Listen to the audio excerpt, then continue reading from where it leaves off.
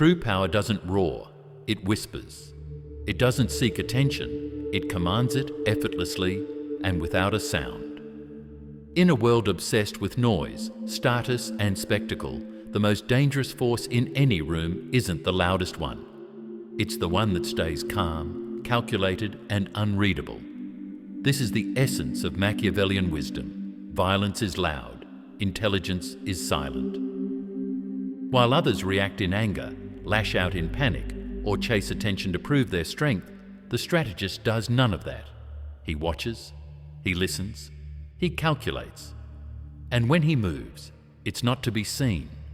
It's to end the game before it ever begins. Those who shout often reveal their fear. Those who threaten expose their weakness. But the one who remains emotionally neutral, whose mere presence shifts the energy of a room, that's who holds real power. Machiavelli understood this deeply. He knew brute force may win a battle, but it's psychological invisibility that wins wars. When you no longer need to prove yourself, you move differently. You don't react to insults, because silence makes them echo. You don't declare war. You let your enemy unravel, tormented by the thought of what you might do. This kind of power isn't forged in the spotlight. It's built in restraint, in self-control, in patience, in the ability to see 10 moves ahead while everyone else is stuck in reaction. Real strength is maintaining inner stability while chaos rages around you. It's knowing that the strongest energy isn't the one that burns hot and fast, but the cold, steady force that outlasts everyone. To embody this level of control is to become untouchable, not by being cruel or disconnected, but by refusing to be ruled by emotion. You learn to carry silence like a blade. You let your calm unsettle those who mistake stillness for weakness. And most importantly, you understand that the most powerful presence in the room isn't the one who yells. It's the one everyone watches in silence, wondering what he's thinking. That's not intimidation by force. That's domination through mastery. And once you adopt this mindset, you no longer need to fight to earn respect. You simply become someone they won't dare to test. In any conflict, truth is secondary. Perception is everything. The battlefield doesn't begin with fists or weapons. It begins with the story being told, the image being projected, and the narrative being believed. Machiavelli understood. People don't act on facts, they act on appearances. He wrote, "Men judge more by the eye than by the hand, for everyone can see you, but few truly understand you."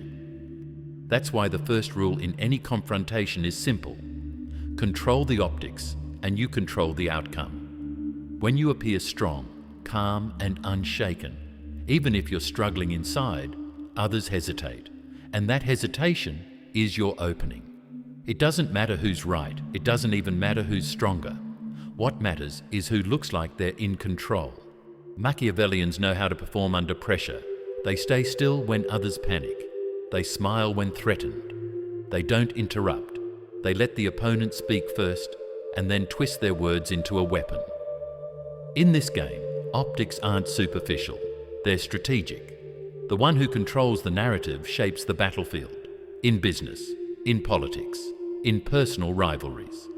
The most composed presence often wins by default. If you appear emotional, reactive, or unstable, even the truth won't save you. But if you appear focused, detached, and poised, even lies can work in your favor. This isn't manipulation for cruelty's sake. It's strategic positioning in a world that prizes illusion over substance. You don't need to overpower your opponent. You only need to appear untouchable. Let them look erratic while you remain silent. Let them argue in your presence while you respond with stillness. In a world where so few can master themselves, those who do appear godlike, because when you control how you're seen, you control how you're treated. And in confrontation, that is more powerful than any weapon.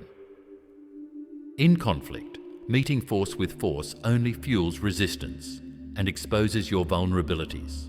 But reshaping the environment itself transforms the entire game. Instead of forcing someone to change who they are, the true strategist alters the space around them, shifting the conditions until their next move becomes inevitable and predictable. This is the essence of environmental manipulation. You don't fight someone's nature. You change the rules of engagement subtly and silently until their decisions begin to serve your strategy, almost as if they were acting on their own. It's like rearranging the chessboard. You don't need to eliminate the enemy outright. You close off escape routes. You move the walls. You guide them into positions where every choice works against them. When deadlines shift, resources drain, or alliances falter due to subtle, calculated disruptions, it isn't brute force that triumphs. It's the slow, methodical control of the conditions under which battles are fought.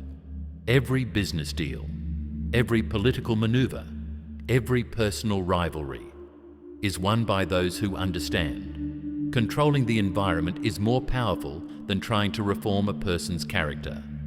Because rather than engaging in direct confrontation, which only escalates emotions and invites unpredictable retaliation, you take control of time, of space, of circumstance. You reschedule meetings. You shift budgets. You isolate support systems. Each of these subtle moves disrupts their rhythm and drains their strength long before they realize what's happening. When you reframe the scenario, you force your adversary to adapt to new rules, often pushing them to make mistakes or betray their original goals. Because true power doesn't fight the chaos inside a person. It changes the world around them. You create a controlled battlefield where your calculated pace and tempo decide the outcome.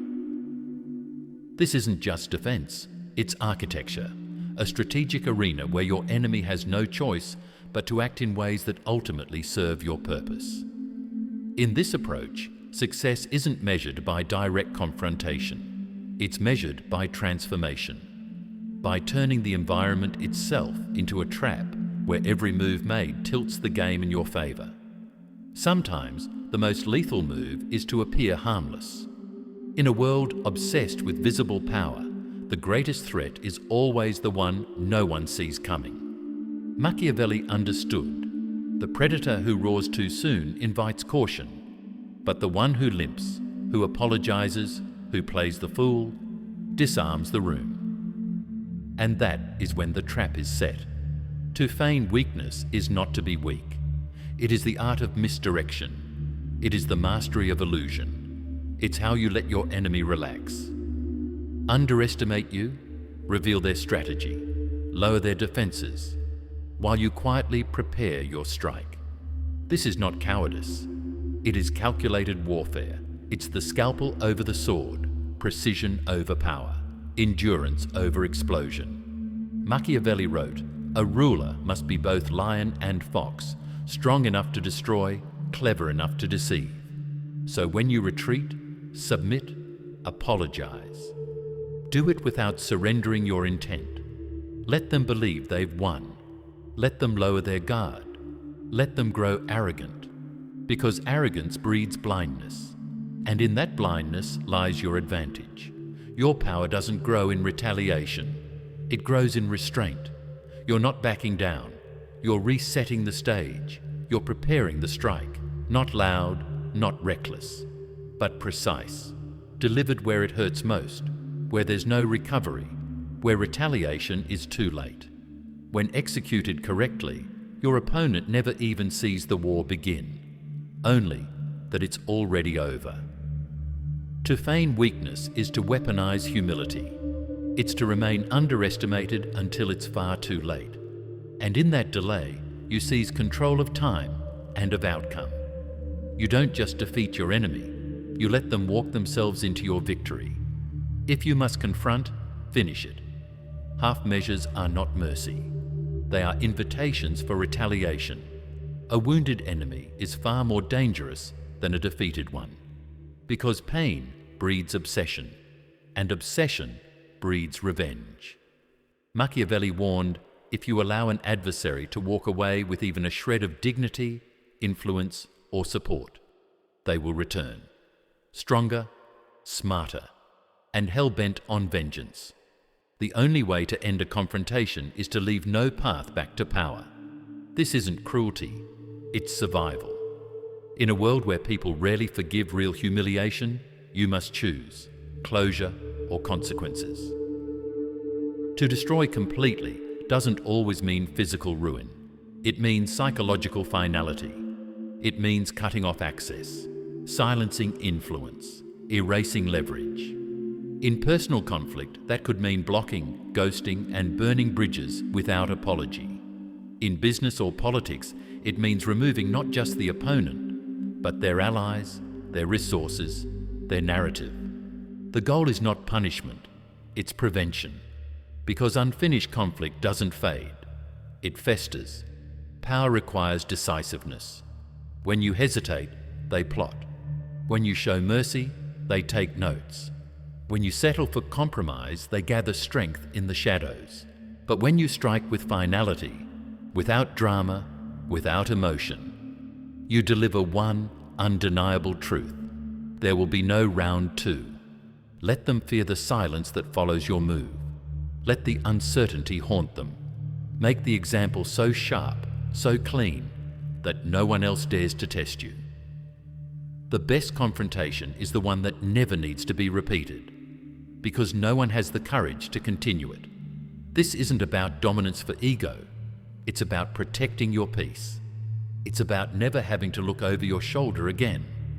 The untouchable don't leave doors open behind them. They don't explain their exits. They act once with precision and never return to the battlefield. Because they know true victory doesn't come from defeating the enemy. It comes from erasing the possibility of their return. True fear doesn't come from threats. It comes from reflection. Machiavelli understood the most effective way to control an enemy isn't to attack them, but to make them confront their own darkness. You don't raise your voice. You don't make threats. You hold up a mirror. You remain silent, and in that silence, they begin to see what they fear most, themselves. This isn't intimidation through violence or noise. It's the creation of an atmosphere so unsettling, they begin to question their own safety, without you ever lifting a hand. People fear uncertainty more than confrontation. When you don't respond, they fill in the gaps. When you don't deny the rumors, they assume they're true. When you let them wonder what you might do, not what you will do, you create a psychological terrain where possibility becomes the weapon. In that ambiguity, fear takes root, and it grows faster than any threat you could ever deliver. Let your silence be louder than their accusations. Let them overthink every quiet moment. Allow their imagination to destroy them long before you ever have to move. Machiavelli didn't say, "Be feared." He said, "Let others believe you might be capable of things they wouldn't risk testing." That's the brilliance of the psychological mirror. It doesn't reflect who you are. It reflects what they project. And what they project reveals their guilt, their fear, their instability. In a world addicted to reaction, your stillness is disturbing. Your unpredictability becomes your power. The person who can't be read is more dangerous than the one who shouts. You don't have to terrify them. You only have to let them terrify themselves. Because when fear comes from within, they can't escape it. This is how real power is exercised, not through force, but through invisibility. You haunt, not because you want to, but because you've learned that the mind left alone with enough silence becomes its own executioner. That's how the untouchable win, not through destruction, but through quiet suggestion, and the fear it leaves behind. In the age of instant gratification and reactive living, patience has become a superpower. Machiavelli knew time is not to be feared. It's not to be wasted, it's to be sharpened. The wise don't rush into conflict. They wait, they watch, they calculate. Because time, when used strategically, does what no sword ever could. It wears down. It isolates. It exposes. And finally, it delivers victory without chaos. Most people want results now. They want revenge now. They want control now. But urgency is the enemy of precision. When you act out of impulse, you play their game. But when you stretch time, delay confrontation, and pull back when they expect you to push, you seize control of the rhythm. And control of rhythm is control of outcome. Let them throw fire. You throw silence. Let them scream your name. You say nothing. Let them assume they've won. You simply wait. While they waste energy provoking you, you tighten the noose around their own missteps. The enemy who thinks you're weak because you're silent becomes arrogant, and arrogance blinds. That's when time moves in your favor. That's when they stop defending and start exposing themselves. Patience is not passivity. It is the most deliberate act of power. It means you've mastered yourself before trying to master others. It means you've sacrificed the satisfaction of striking first for the guarantee of finishing last, and finishing right. Machiavelli never struck quickly. He let paranoia, ego, and miscalculation destroy his enemies from within. Then, once they were isolated and exhausted, he moved. Not loudly, not emotionally, but cleanly. That's how time wins battles others didn't even know had started. When you move slower than the world, you start to see more than the world. And in that space between reaction and response, you gain the edge. Because the one who can delay gratification, delay conflict, delay speaking, is the one who survives long enough to dominate. Not with fire, but with patience that cuts deeper than any blade. A lone enemy is a weak enemy. Machiavelli understood. Before any strike, you must isolate the target. The real danger in any confrontation isn't the individual. It's their network, their momentum, their influence. As long as they are surrounded, they are bold. But once they stand alone, even the strongest begins to second-guess themselves. Isolation isn't just a tactic. It's the foundation of a flawless strike. You don't defeat your enemy head-on. You defeat them by stripping away their structure. Quietly, patiently. You sow doubt in their relationships. You stir tension in their alliances. You plant questions that fester in private. And one by one, hands disappear. Confidence fades. Silence sets in. Then paranoia grows, and the moment they ask, "Why is no one standing with me?" you've already won half the battle. They'll feel exposed, unstable, vulnerable.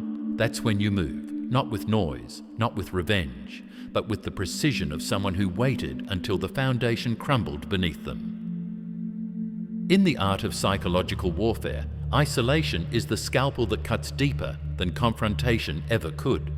You don't need to humiliate them. You just need to make sure no one shows up to defend them. When you act, confrontation in a crowd is chaos. But confrontation in silence, that's control. Let others call it cold. Let them call it ruthless. This is how power is exercised, without becoming messy. You don't destroy their name. You dissolve their influence. You don't dismantle the person. You pull the thread until their support collapses. And when the dust settles, no one remembers the fight. They only remember that the target vanished, without a sound, without a backup plan. That's how you strike without lifting a finger. You isolate, then disappear them from the board. In life, you won't always win by being louder, faster, or more aggressive. The real advantage belongs to those who are strategic, silent, emotionally controlled. One of the most important lessons from Machiavelli's playbook is this: power isn't domination, it's positioning. You don't need to meet every insult with fire. You don't need to win every argument. You need to master yourself. First, observe without reacting. Strike only when the moment guarantees impact. Whether you're dealing with a toxic relationship, workplace politics, or betrayal. The message is clear. Patience is protection. Silence is power. Don't let your emotions become someone else's weapon. Learn to isolate problems, control how you're perceived, and never confront in weakness. Let time reveal your strength. In a world that rewards impulse and noise, your calm is your greatest weapon. Move in silence, think 5 steps ahead, and never, never give anyone more access to your peace than they've earned. The more unpredictable and composed you become, the more untouchable you are. That's not just strategy, that's survival.